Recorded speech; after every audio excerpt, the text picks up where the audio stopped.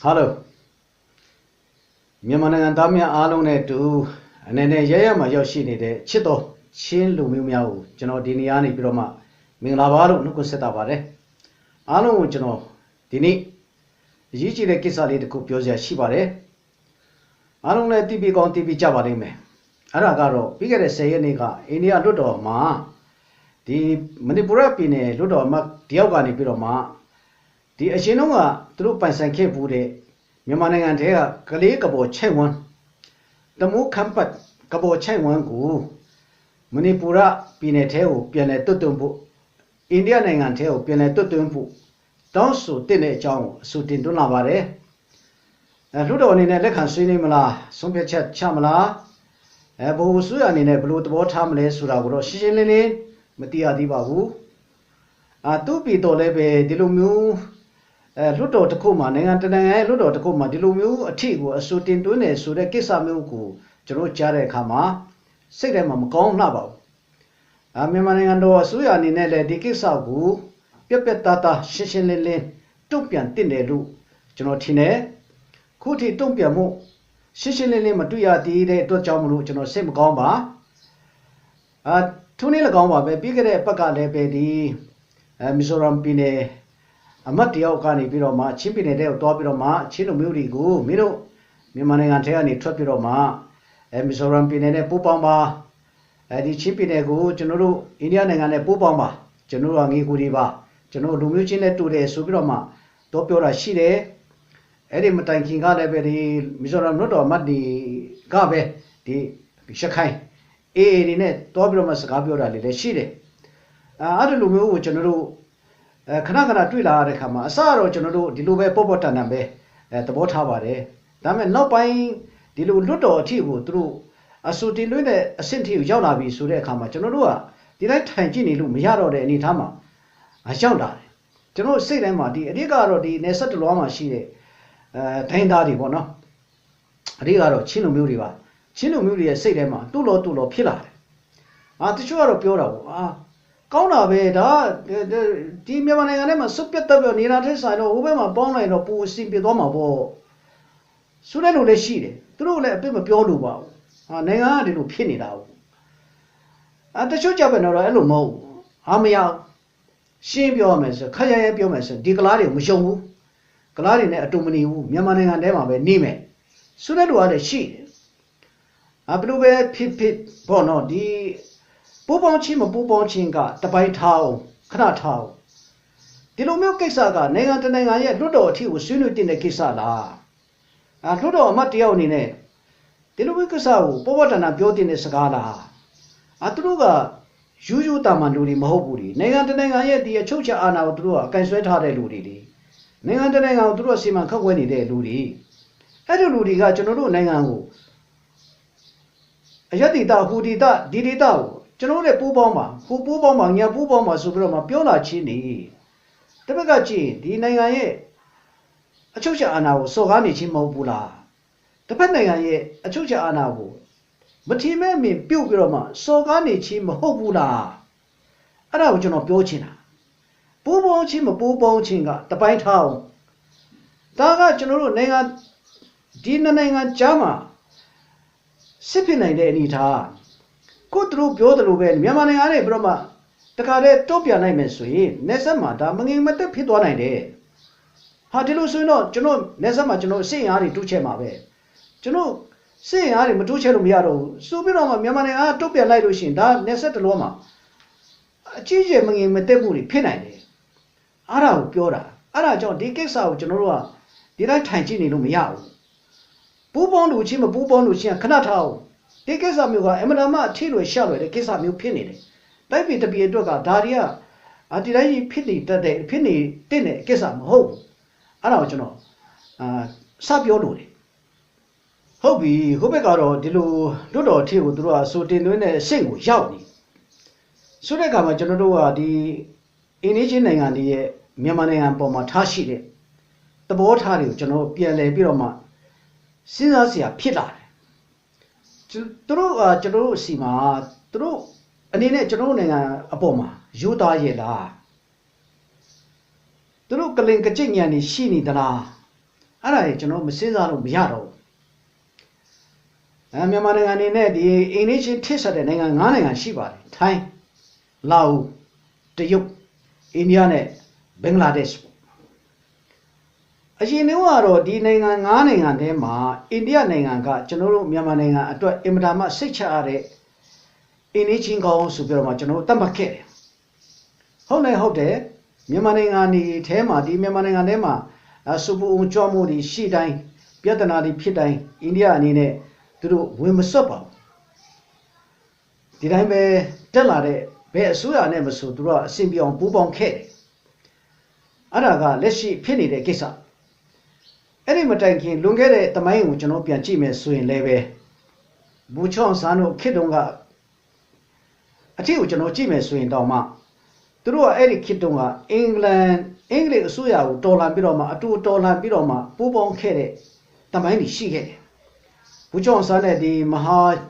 ဂျဝဟလာနေရိုးတို့ပူးပေါင်းခဲ့တယ်အတူတူလွတ်လပ်ရေးကိုရခဲ့ကြတယ်အဲ့လိုလွတ်လပ်ရေးရပြီးတဲ့နောက်ပိုင်းမှာလည်းပဲဒီမြန်မာနိုင်ငံမှာပြည်တွင်းစစ်တွေစဖြစ်လာတယ်ဒီပုံကမှုတော်လှန်မှုတွေဖြစ်လာတယ်ဒီအဓိကတော့ဒီကရင်တော်လှန်ရေးပေါ့နော်ကရင်တော်လှန်ရေးပေါ်ပေါက်လာတဲ့အခါမှာကရင်တော်လှန်ရေးကဘယ်လောက်ထိပြင်းထန်လဲဆိုရင်အဲ့ဒီဦးနှုတ်ခေတ်ကအစိုးရလွတ်လပ်စအစိုးရလေးကမတွန်းလှန်နဲ့အင်းစိန်ထိဘိုကုန်းအင်းစိန်ထိကိုသူတို့ကသိမ့်ပိုင်နိုင်တဲ့အထိသူတို့အင်အားကြီးကြီးတယ်အဲ့ဒီခေတ်တုန်းကဆိုရင်ဒီမြန်မာနိုင်ငံအစိုးရကိုသူတို့ဘယ်လိုအစိုးရလို့ခေါ်လဲဆိုရင်ရန်ကုန်အစိုးရလို့ပဲခေါ်ကြတာဒီရန်ကုန်မြို့တိတိလေးဒီမြို့တွင်6မြို့နယ်လောက်ပဲသူတို့ကအုပ်ချုပ်နိုင်တော့တဲ့အနေအထားမှာရှိတယ်အဲ့ဒီကနေပြီးတော့မှဦးနုကနေပြီးတော့မှအိန္ဒိယအစိုးရကိုဟုတ်ပြီအကူအညီတောင်းလိုက်တယ်အကူအညီတောင်းလိုက်တော့အိန္ဒိယအစိုးရကဟုတ်ပြီကူညီလိုက်တယ်လက်နဲ့ခဲရမိကြောက်အပြည့်စုံကူညီလိုက်တယ်အဲ့ဒီအိန္ဒိယအကူအညီနဲ့ပဲဒီကရင်ဒေါ်လာကြီးကိုပြန်ပြီးတော့တွန်းလှန်နိုင်ဒါဖြစ်တယ်အဲ့ဒါကတမိုင်းပေါ့နော်ဒီပြီးခဲ့တဲ့တမိုင်းနေအဲ့ဒီနောက်ပိုင်းမှာလည်းပဲဒီကျွန်တော်တို့အိန္ဒိယနိုင်ငံနဲ့တောက်လျှောက်အရှင်းပြီးပါတယ်ဒါမဲ့ဒီ21အရေးချင်းပြီးတဲ့နောက်ပိုင်းမှာလည်းပဲအစတုန်းကသူတို့ဒီလိုမရှိဘူးပြီးခဲ့တဲ့3နှစ်အထိကိုသူတို့မရှိဘူးဒီတစ်ပိုင်းအတွင်းမှာပဲဒီဖြစ်လာတာသူတို့ကတော့ကြည်နေတယ်သူတို့ကတော့ကြည်ကျွန်တော်ထင်တယ်သူတို့ကကြည်နေတာဟာမြန်မာနိုင်ငံတော့တွားပြီပဲသူတို့စေလုံးမှုတွေပြည်တွင်းစေလုံးမှုတွေကိုစိတ်ဝမ်းကွဲမှုတွေအကြီးကျယ်ဖြစ်နေတယ်ဒီနိုင်ငံကတော့ကွဲမှာပဲဒီနိုင်ငံကတော့ဘယ်လိုမှပြန်ပြတော့မှစုစည်းလို့မရတော့ကွဲမှာပဲဆိုပြီးတော့မင်းနေပုံရတယ်အဲ့လိုမင်းတဲ့အခါမှာသူတို့ကဘာစဉ်းစားလာလဲဆိုတော့ဟုတ်ပြီသူတို့ကွဲမယ်ဆိုရင်တော့ဒုအနေနဲ့နေမီတစ်ခုရရှိဖို့အတွက်ကျွန်တော်တို့ရှင်းပြောမယ်ဆိုကလပန်ထိုးရမှာအကြံဉာဏ်တစ်ခုတော့ထိုးထားရမယ်ဆိုတဲ့ပုံစံမျိုးနဲ့သူတို့စဉ်းစားလာဖို့ရတယ်စဉ်းစားကောင်းစဉ်းစားနေပြီလို့လည်းထင်တယ်ဆိုတော့သူတို့ပြောတဲ့ပုံစံအရဆိုဒီလွတ်တော်အမတ်တွေကဒီလိုမျိုးစကားပြောတင်သလားသူတို့လည်းသိမှာပဲလေသူတို့ကလွတ်တော်အမတ်တွေလွတ်တော်အမတ်တယောက်အနေနဲ့နိုင်ငံကိုကိုစားပြုနေတဲ့လွတ်တော်အမတ်တွေနဲ့ဒီလိုမျိုးစကားမပြောသင့်ဘူးဆိုတာသူတို့သိနေတာပဲမသိပဲဘယ်နေပါမလဲဒါပေမဲ့တိတိကျကျနဲ့ကိုသူတို့ပြောနေတာအဲ့ဒါသူတို့ကပေါ်တင်ကိုသူတို့ကဒီနိုင်ငံကိုတိမ့်ပိုက်ဖို့စူးစမ်းနေတာကျွန်တော်အဲ့လိုပဲမေ့နေအဲ့ဒါကြောင့်ဒီကိစ္စကမယူတာဘူးအိန္ဒိယဆိုရကလည်းစီအိန္ဒိယဆိုရအရင်တော့မယူတာဘူးဒီဂျဝဟလာနေရိုးတို့ကနေပြီးတော့မစင်တလာတဲ့ဒီကန်ဒီမီသားဆိုတာနေစင်တလာတဲ့ဒီကွန်ဂရက်ပါတီအစိုးရအနေနဲ့ကတော့ဒီလိုမျိုးကိုတိတ်မလုပ်ဘူးနဲ့တူတယ်ဒါမဲ့ဒီခုတက်လာတဲ့ဒီ BJP ပါတီအနေနဲ့သူကဟိန္ဒူအစွန်းရောက်ပါတီအနေနဲ့ကတော့ဘယ်လိုသဘောထားတာလဲတော့ကျွန်တော်လည်းမသိဘူးသူတို့ကိုကျွန်တော်ကဒီတိုင်းအတန်တရားရှိလာတယ်ပူပေါင်းချင်းမပူပေါင်းချင်းခဏထားအောင်ကျွန်တော်တန်တရားရှိတယ်ဒီအိန္ဒိယနိုင်ငံဒီအိန္ဒိယတွေကိုအဲ့ဒါကိုပြောချင်တာဟုတ်ပြီဒီလိုအိန္ဒိယအစိုးရအနေနဲ့မြန်မာနိုင်ငံတဲကနေမီတွေကိုဖဲ့ယူဖို့ကျူးစားလာတဲ့ကိစ္စဟာဒီကမ္ဘာနိုင်ငံရေးနဲ့ဆက်နွယ်နေတယ်လို့ပဲကျွန်တော်ကသုံးသပ်ချင်တယ်အဲ့ဒါကဘာလဲဆိုတော့ဒီအဓိကအမေရိကပေါ့အမေရိကကဒီသမ္မတထရန့်ကတက်လာတဲ့အခါမှာဒီဒုတိယချိန်တက်လာတဲ့အခါမှာသူကဘာပြောလဲဆိုတော့သူက Greenland ကိုပိုက်ချင် Greenland ကိုသူကဝယ်မယ်ပေါ့နော်ရတဲ့နေ့နဲ့ယူမယ်အဲ့လိုမျိုးပြောလာတဲ့အခါမှာ ကျင်းတဲ့နိုင်ငံတွေကလည်းဒီအိန္ဒိယတို့ဘာတို့တရုတ်တို့ဘာတို့ကလည်းဒီလိုမျိုးပြောလာမယ်ဆိုရင်ကန့်ကွက်ပြီးမဲ့အင်အားကြီးနိုင်ငံမရှိတော့ဘူးလို့သူတို့ကထင်နေပုံရတယ်အဲ့ဒါကြောင့်မြန်မာနိုင်ငံထဲကနေမီတချို့ကိုသူတို့ကဖဲ့ယူဖို့တဲ့ယူဖို့သူကကျူးစားလာဟန်တိုးတယ်နောက်တစ်ခါဒီရုရှားအနေနဲ့ယူကရိန်းကိုကျူးကျော်လိုက်တဲ့အခါမှာယူကရိန်းနိုင်ငံရဲ့နေမီက20%လောက်ကိုသူကရရှိသွားပြီဒီချိန်မှာအပိတ်ချက်ပြီးတော့မှငင်းချင်တဘောတူစာချုပ်တယ်ပဲထားအောင်အဲ့ဒီ20%တော့နေမီကိုရုရှားအနေနဲ့ယူကရိန်းကိုပြန်ပေးဖို့အကြောင်းမရှိရတော့ပြီဒါဒီကိုလည်းဒီအိန္ဒိယတို့တရုတ်တို့ကမင်းနေတယ်အဲ့ဒီရဲ့အကျိုးဆက်ကခုအိန္ဒိယနိုင်ငံအနေနဲ့မြန်မာနိုင်ငံရဲ့ချင်းပြည်နယ်နဲ့ဒီကလေးကဘောချိုက်ဝမ်းကိုတဲ့ယူဖို့ကျူးစားနေတဲ့အကြောင်းရင်းရဲ့အစိတ်ပိုင်းတစ်ခုလို့ပဲကျွန်တော်မြင်တယ်ဒါကမ္ဘာနိုင်ငံကြီးရဲ့ရိုက်ခတ်မှုပဲသူသမရထန့်က Greenland ကိုသူရချင်တယ် Greenland ကိုဘယ်လိုနဲ့ဝယ်မယ်ဆိုရင်လည်းဝယ်ပေါ့ကွာမဝယ်ဘူးဆိုရင်လည်းတနေ့နေ့နဲ့ရအောင်ကြိုးစားမယ်ဆိုတဲ့ပုံစံမျိုးဖြစ်လာတယ်ပြီးတော့ရုရှားလည်းဘာဖြစ်ယူကရိန်းနိုင်ငံ20%ကိုသူရလိုက်ပြီအဲ့လိုမျိုးသူမျက်ဝက်ထင်ထင်မြင်လာတဲ့အခါမှာဒီမြန်မာနိုင်ငံကလည်းဒီအချိန်မှာပြည်တွင်းမှာအင်မတန်မှစီးလုံးရင်ရုံမှုတွေပြုတ်ကွဲနေတယ်တယောက်နဲ့တယောက်ပြောမယ်ဆိုရင်တော့အမုန်းတရားတွေနဲ့ပြည့်နေနေတဲ့အချိန်မှာဒီလိုအချိန်မှာမှမကွဲရင်ပဲချင်းကွဲမလဲဒီလိုအချိန်မှာမှကျွန်တော်တို့တွားပြီးတော့မှမယူလိုက်ရင်ဘယ်ချင်းတွားယူတော့မလဲဆိုတဲ့အတွေးခေါ်မျိုးသူတို့ရှိလာပုံရတယ်ခုအိန္ဒိယတခုတည်းမဟုတ်နော်တရုတ်ကလည်းဒီနယ်စပ်တကြောမှာသူကနေမီတွေတိုးချဲ့နေတာကြည့်လိုက်ဒီကိုကဲမဲ့မှာကြည့်လိုက်ပေါ်တယ်ဒီတောကြီးထဲမှာရှိတဲ့နယ်စပ်မင်းတွေကိုတရုတ်ကရွှေ့နေတာတချို့နေရာတွေဆိုတမိုင်လောက်ကိုသူကမြန်မာနိုင်ငံထဲကိုရွှေ့တာအဲ့လောက်ထိကိုသူကလုံနေတာကျွန်တော်မြန်မာနိုင်ငံသားတွေကတော့တက်လို့ဖြတ်လို့ကောင်းနေတော့ပေါ့ဗျာရှင်းပြောမယ်ကျွန်တော်တို့ကကုဒေတာတုဒေတာဆိုပြီးတော့မှအချင်းချင်းတက်လို့ဖြတ်လို့ကောင်းနေတော့အိန္ဒိယနိုင်ငံတွေကတော့ကျွန်တော်တို့နိုင်ငံကိုရတယ်လို့ယူမယ်အဲ့ဒါကိုကျွန်တော်ပြောချင်တာအဲ့တော့မြန်မာနိုင်ငံသားတွေအနေနဲ့ဘာလို့တင့်တယ်လဲလူငယ်တွေအနေနဲ့လူဘာလို့တင့်တယ်လဲ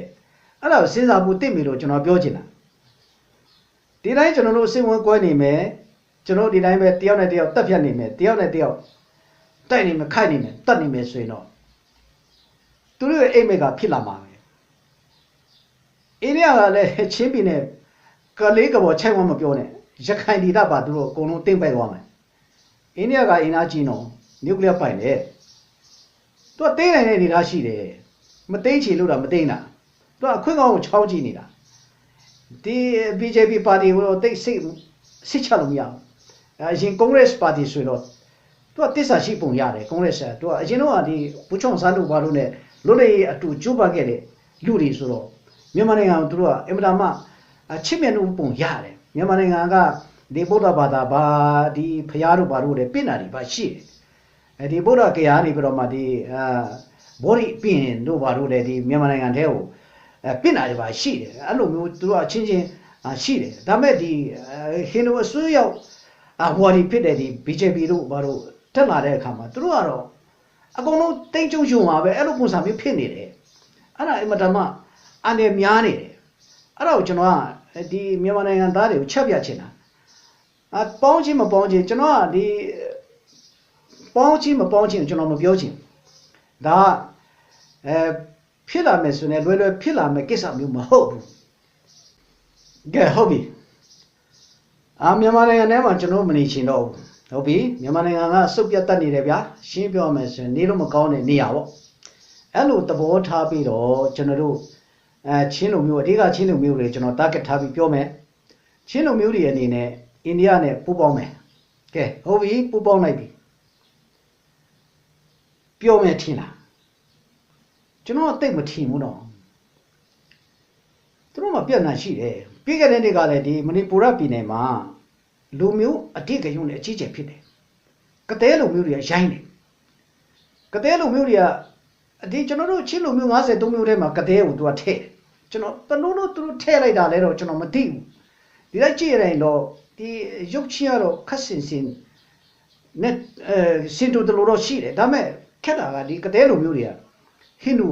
ဘာသာကိုသူတို့ကိုယ်ကွယ်တာများတယ်ပြီးတော့မှတွေးနှောပြီးတော့မှကြည့်လိုက်ဒီကလားချုပ်တွေပေါက်တယ်ပြီးတော့မှဒီမဏိပူရပြည်နယ်မှာဒီချင်းလူမျိုးတွေနဲ့အမျိုးတူတဲ့လူတွေကလူနည်းစုပါလူနည်းစုမဟုတ်လူနည်းစုကဒီကလားတွေပါပဲရှင်းပြောမယ်အတူချုံပြောမယ်ဆိုကလားတွေပါပဲကလားတွေရဲ့ရှင်မခက်ခွဲမှုအောက်မှာပဲသူတို့နေကြတာနောက်တစ်ခါဒီမီဇိုရမ်ပြည်နယ်နဲ့ကျွန်တော်ပိုးပေါင်းကြမယ်ဆိုပါစို့ကောင်းမယ်ထင်လားကျွန်တော်တော့တိတ်မထင်ဘူးနော်ပြဿနာတွေရှိမှာပဲ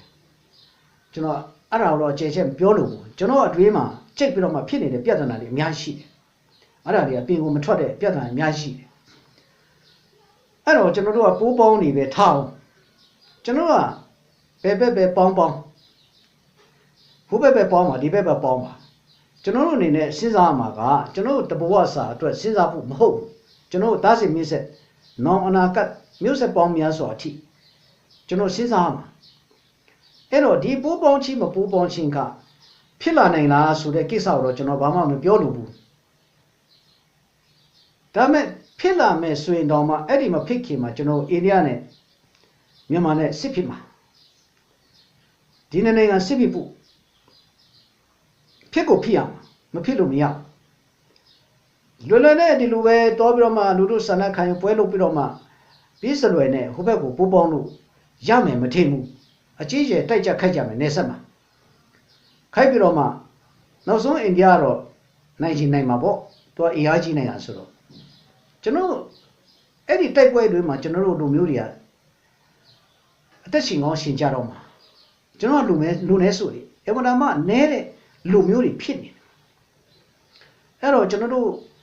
မြန်မာနိုင်ငံထဲမှာနေတာတော်မှပို့ပြီးတော့မှလုံခြုံရမယ့်အနေအထားမှာရှိနေတယ်ကျွန်တော်အမြင်ပေါ့နော်ဒါမားကောင်းနဲ့မှားနိုင်တယ်ပြောရလို့အမြင်နဲ့တူချင်လဲတူမယ်ကျွန်တော်တော့ဒီမြန်မာနိုင်ငံထဲမှာကျွန်တော်တို့နေလာခဲ့ချင်းဒီကျွန်တော်ဖိုးဘော်တွေရဲ့ရွေးချယ်မှုလည်းပါတယ်ပြီးတော့တစ်ဖက်ကကျွန်တော်ရုံချီတူဒီဖြစ်တဲ့အတွက်ကြောင့်မို့ဘုရားသခင်အလိုတော်ဖြစ်မယ်လို့ကျွန်တော်အဲ့လိုပဲမြင်တယ်ဘုရားသခင်ရဲ့အလိုတော်ကြောင့်ပဲကျွန်တော်မြန်မာနိုင်ငံနယ်နိမိတ်ထဲမှာကျွန်တော်ကရောက်နေတယ်လို့ပဲကျွန်တော်မြင်တယ်ပြီးတော့ကျွန်တော်ချင်းလူမျိုးနေနဲ့တိဖို့ကကျွန်တော်တို့ကရိုးရိုးတာမှလူတွေမဟုတ်ဘူးချင်းလူမျိုးတွေဆိုတာဒီပြည်တော်စုမြန်မာနိုင်ငံတော်ကြီးကိုစတင်တည်ထောင်တဲ့လူမျိုးစု၄စုထဲမှာအတိတ်ကပါဝင်တဲ့လူမျိုးစုဖြစ်တယ်ပြောမယ်ဆိုရင်ပြည်လုံးစာချုပ်ဆိုတဲ့အထဲမှာကချင်ချင်းရှမ်းဗမာဒီ၄မျိုးပဲပါတယ်အဲ့တော့ကျွန်တော်တို့ချင်းလူမျိုးတွေဆိုတာကမြန်မာနိုင်ငံဒီပြည်ထောင်စုကိုစတင်တည်ထောင်တဲ့လူမျိုးတွေဖြစ်နေတယ်အဲ့ဒါမမေ့ဖို့အရေးကြီးတယ်လက်ရှိမှာကျွန်တော်တို့နိုင်ငံတော်အုပ်ချုပ်ခြင်းမပြည်လေလို့စာဝတ်နေလေးမပြည်လေလို့ဖြစ်တာတွေကတပိုင်းပေါ့ကျွန်တော်တို့ကဒီနိုင်ငံတော်ကြီးကိုအချုပ်ချာဒီနိုင်ငံတော်ကြီးကိုစတင်တည်ထောင်တဲ့လူမျိုးစုကြီး၄စုထဲမှာတစ်ခုအပါဝင်ဖြစ်နေတယ်ဆိုတာကိုကျွန်တော်ချင်းလူမျိုးတွေအနေနဲ့လုံးဝမမေ့တင်တဲ့ကိစ္စပဲပြီးတော့မှပြီးခဲ့တဲ့တမိုင်းတစ်လျှောက်မှာကျွန်တော်မြန်မာနိုင်ငံမငင်မသက်ဖြစ်လာတိုင်းမှာကျွန်တော်ချင်းလူမျိုးတွေကဒီစေအစိုးရတွေဖက်မှာပြီးတော့မှပါပြီးတော့မှဒီမငင်မသက်မှုတွေကိုငင်တက်အောင်ပြလုပ်တဲ့လူမျိုးတွေဖြစ်နေတယ်အဲ့ဒါကိုကျွန်တော်မမေ့ဖို့ဒါတွေကကောင်းတဲ့တမိုင်းတွေကျွန်တော်တို့ရဲ့ဖူးဘော်တွေရဲ့တမိုင်းကောင်းတယ်အဲ့ဒါကိုကျွန်တော်ဆက်ထိန်းဖို့လို့တယ်အဲ့ဒါလေးကိုပြောချင်တာပါကျွန်တော်မြန်မာနိုင်ငံသားများအားလုံးဘာလို့တင့်တယ်လဲအရှိတော်ဘက်မှာထိုင်းရတော့သူ့အကျိုးအတွက်သူကြည့်မှာပဲကြည့်ဒေါ်လာရင်းထဲမှာထိုင်းရဲ့အကျိုးမြတ်တွေကရှိနေတယ်သူကတော့အဲ့ဒါကြည့်မှာပဲနောက်ပြီးတော့အပေါ်တက်လိုက်မယ်ဆိုရင်တော့တရုတ်ပေါ့တရုတ်ကတော့ပူဆိုးတယ်ဒီတောက်လျှောက်သူကတော့မှွေနေတာပဲနစ်နာတဲ့လူကတော့ကျွန်တော်မြန်မာနိုင်ငံသားတွေပါတခြားလူတွေမနစ်နာပါဘူးနောက်ပြီးတော့ဒီအနောက်ပိုင်း အနောက်ဖက်ပေါ်တော့နောက်ဖက်တကားရခိုင်ဒေသဆိုရင်လေဟိုဘက်ကဘင်္ဂါလီတွေကတော့ချောင်းနေတာပဲအလုံးလိုက်လူထိုင်းလုံးတွေနဲ့ဝင်လာမယ်ဆိုတော့ရခိုင်တွေခါနိုင်မယ်မထင်ဘူးကျွန်တော်တွက်ကြည့်တာပေါ့နော်မားကောင်းနဲ့မှားနိုင်တယ်ပြီးတော့နောက်တစ်ခါဒီချင်းပြည်နယ်နဲ့ဒီကလေးကပေါ်ခုနပြောတဲ့ဟာပေါ့အိန္ဒိယကမျက်စောင်းထိုးနေတယ်အိန္ဒိယလူဦးရေကခင်ဗျာတိတာပဲလူဦးရေတန်ပေါင်း1400လောက်ရှိတာခင်ဗျာတစ်ချက်ပေါက်ချလိုက်ရင်လည်းကျွန်တော်ချင်းလူမျိုးတွေကတွားမှာပဲအင်မတန်မှအန်ရများတဲ့အနေထားပါခုမီဇိုရမ်တို့ဘာလို့နာဂလန်တို့ဘာလို့မဏိပူရတို့မကလေးရတို့တွားကြည့်လိုက်မီဇိုရမ်ကနည်းနည်းအဆင်ပြေနေသေးတယ်မကလေးရတို့ဆိုရင်ခင်ဗျာခါစီလူမျိုးတွေဆိုရင်ကြောင်ထဲရောက်သွားပြီအကုန်လုံးကလားတွေပြည့်နေတာအဲစီလုံမြို့တွေဆိုရင်ကျွန်တော်ရောက်မှုတယ်စီလုံမြို့မှာခါစီမြို့တော်ကြီးအမတမလှပတဲ့စီလုံမြို့ကြီးကလားတွေပဲပိုက်တာဟာခင်ဗျအဲ့နေခန်းစီဒီခါစီလုံမြို့တွေကတောကျူတောင်ရတဲ့ရောက်အကုန်လုံးရောက်သွားပြီမရတော့မရှိတော့အဲ့တိုင်းပဲဒီမဏိပူရကြည့်မယ်ဆိုရင်မဏိပူရကလူနည်းစုတွေဖြစ်တယ်ကျွန်တော်တို့အမျိုးတွေသူတို့ရှုပ်ကနေရတာသူတို့အသက်ခံနေရတာပြီးတဲ့နေ့ကသူတို့ကအသက်လွတ်ကြီးရောလူအယောက်100လောက်အသက်ခံရတာနော်နဲတာမဟုတ်ဘူးနော်အဲ့ဒါ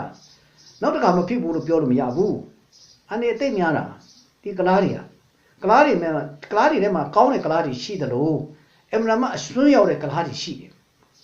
သူတို့အနေကိုကျွန်တော်ကြောက်ရတယ်ရှင်းပြောရတယ်အဲ့လိုဖြစ်တဲ့အတွက်ကြောင့်မလို့ကျွန်တော်တို့ကဒီမြန်မာနိုင်ငံထဲမှာပဲဒီလိုပဲနေလာခဲ့တာနှစ်ပေါင်း80ရှိပြီဒီလိုပဲကျွန်တော်တို့ကနေလာခဲ့တာနောက်မှလည်းပဲကျွန်တော်တို့ကနေအောင်မှာပါဒီယူမယ်တဲ့မယ်ဖဲ့မယ်ဆိုတာတွေကတော့ဒီစာရုပ်ပေါ်မှာပဲရှိမှာပါတကယ်လက်တွေ့ဖြစ်လာဖို့ကတော့လွယ်တော့မလွယ်လာပါဘူးဒါပေမဲ့အနေတော့ရှိနေပြီဆိုတာတော့ကျွန်တော်အားလုံးသိဖို့လိုတယ်ကျွန်တော်မြန်မာနိုင်ငံနေနှုတ်ထသိပြီခက်တဲ့မြန်မာနိုင်ငံနှုတ်ထသိပြီဒီနေပင်ရခစ်မှာကြီးပြလာတဲ့ဒီခလေးတွေဒီလူငယ်တွေအနေနဲ့မြန်မာနိုင်ငံတို့ပုံစံတစ်မျိုးနဲ့တည်တော်ဖို့တင့်ပြီနေပင်ရကိုအဓိကအားပြုတဲ့ပင်ငယ်ကြီးကိုအဓိကအားပြုတဲ့နိုင်ငံဖြစ်အောင်ပြောင်းလဲတင့်ပြီလက်လက်တွေကိုချထားပါတွေးကွဲမှုတွေချထားပါညီကိုချင်းရံဖြစ်နေတာကိုတော့ခဏဖယ်ထားလိုက်ပါအပြင်ကနေချောင်းကြည့်နေတဲ့အပြင်ရန်တို့အားလုံးဝိုင်းတားသိပြီမြန်မာနိုင်ငံသားတွေစေတုံးသိပြီဗျာရှင်းပြောမယ်ဆိုကျွန်တော်တို့တိုက်လာခိုက်လာတာနှစ်ပေါင်း80ရှိပြီပဲတော်ပြီပေါ့ညီကိုချင်းတက်ဖြတ်လာတာနှစ်ပေါင်း80ရှိပြီပဲတော်ပြီခုတ်ကလူငယ်တွေအတွေ့အကောင်းပါတယ်တော်ကြပါတယ်မင်းတို့မစင်စားတက်ဖို့လားကျွန်တော်အဲ့ဒါကျွန်တော်စဉ်းစားခက်နေတယ်မင်းတို့ရန်တော်ကြတယ်ရန်ထက်မြက်တယ်ခုတ်ကလေးတွေဒါမဲ့ဘယ်လိုနိုင်ငံကိုတည်ဆောက်မလဲဆိုတဲ့ကိစ္စမျိုးမှာကတော့အားနေနေတာတော့ကျွန်တော်တော်တော်လေးကိုအားမရဖြစ်နေတယ်ဗျာရှင်းပြောမယ်ဆိုညီကိုချင်းမုန်းတီးမှုတက်ပြတ်မှုတွေကိုရပ်ပါနှုထတင်ပြီမြန်မာနိုင်ငံတော်ကြီးအင်မတန်မှအလားလာကောင်းတဲ့မြန်မာနိုင်ငံတော်ကြီးပါဗျာဒီလောက်ကောင်းတဲ့နိုင်ငံကမ္ဘာမှာရှိလို့လားမရှိပါဘူးအဲ့ဒါကြီးကိုပိုင်ဆိုင်နေပြီပဲအဲ့တိုးတက်အောင်လုပ်စမ်းပါစပွဲပေါ်မှာပြိပခါတွေစပွဲပေါ်မှာဆွေးနွေးကြပါဗျာကျွန်တော်တို့အဲ့ဒါပဲအားပေးချင်တယ်ဒီနေ့အဲ့ဒါပဲပြောချင်ပါတယ်ဗျာအားလုံးနေကောင်းကြပါစေအားလုံးစင်ပြေကြပါစေဗျာအားလုံးကျေးဇူးတင်